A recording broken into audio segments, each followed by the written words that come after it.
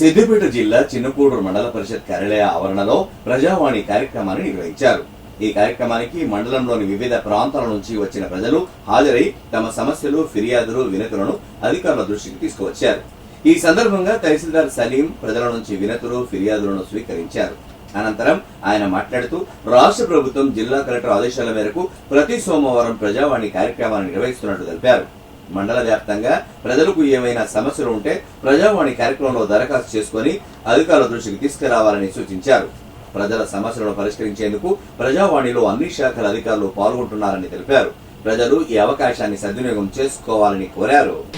గ్రామ పంచాయతీ దగ్గర ఒక పురాతన కాలం ఇల్లు ఉన్నది. దానిలో వాళ్ళ అమ్మ వాళ్ళ కొడుకు చనిపోయిన జరిగింది. వాళ్ళకి 2 బిడ్డలు ఉన్నారు. సో ఆ ఇల్లును ఎవరు ఉండట్లేదు. దాంట్లో అనేక కార్యకలాపాలు, సిగరెట్లు తాగడం కానీ, అన్ని పాములు, విషపూరితాలు మా ఇంట్లో చుట్టుపక్కల ఉన్న ఇండ్లకు వస్తున్నాయి.